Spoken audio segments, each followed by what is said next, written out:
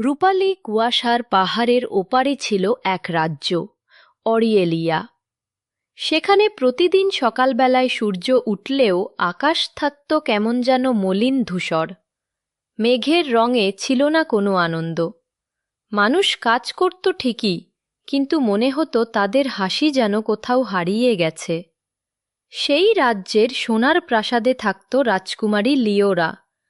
তার চুল ছিল সোনার মতো ঝকঝকে, আর চোখ ছিল বৃষ্টির পরের সবুজ পাতার মতো উজ্জ্বল।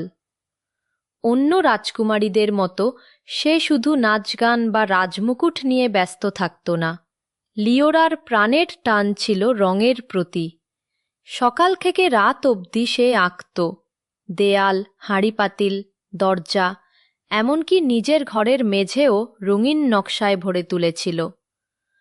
তবু একটা জায়গা রয়ে গেল যেখানে সে কোনোদিন রং তুলতে পারেনি, আকাশে।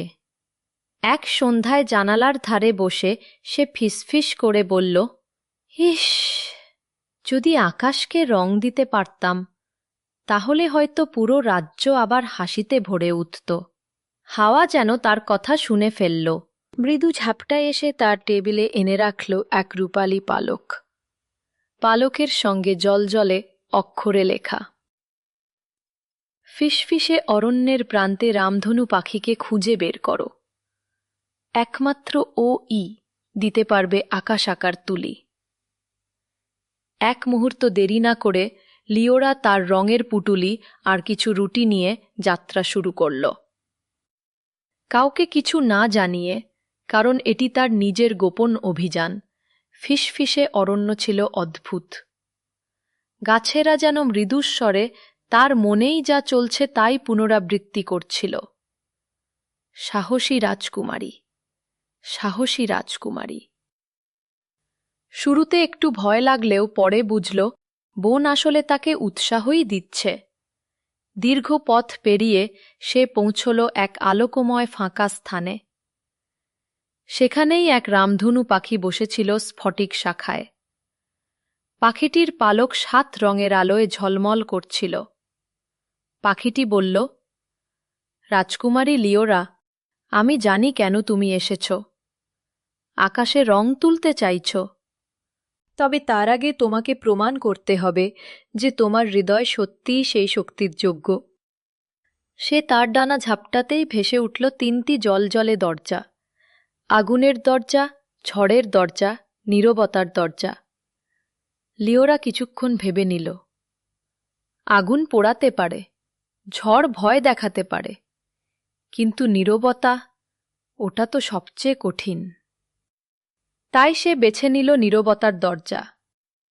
দরজার ওপারে ছিল এক অন্তহীন নিস্তব্ধ জগৎ। কোনো পাখির ডাক নেই, কোনো নদীর শব্দ নেই, এমনকি নিজের হৃৎস্পন্দনও যেন নেই। সে হাঁটল, হাঁটল, আর হাঁটল। নিঃসঙ্গতা বুকের ভেতর চাপ ফেলে বসে রইল। হঠাৎ তার মনে পড়ল মায়ের কথা। রং শুধু চোখে দেখা যায় না, হৃদয়েও অনুভব করা যায়। যদি মন উষ্ণতা ছড়ায়, তবে নীরবতাও সুরে ভরে উঠবে। লিওরা হাঁটু গেড়ে বসল। নিজের রঙের পুটুলি থেকে আঙুলে রং নিয়ে অদৃশ্য মাটিতে ফুল আঁকল। আশ্চর্য, ফুলগুলো সত্যিই ফুটে উঠল, লাল, নীল, বেগুনি। আর সঙ্গে সঙ্গেই নীরবতা ভেঙে গেল। পাখির গান, নদীর স্রোত, বাতাসের ঝিরঝির, সব শব্দ ফিরে এলো।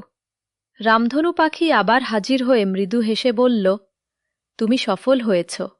তোমার সাহস যুদ্ধের মধ্যে নয়, সৃষ্টির মধ্যেই লুকিয়ে। সে দিল এক দিব্য তুলি, যার কণাগুলো তৈরি তারা আলো আর ভোরের শিশির দিয়ে। লিওরা প্রাসাদে ফিরে এলো।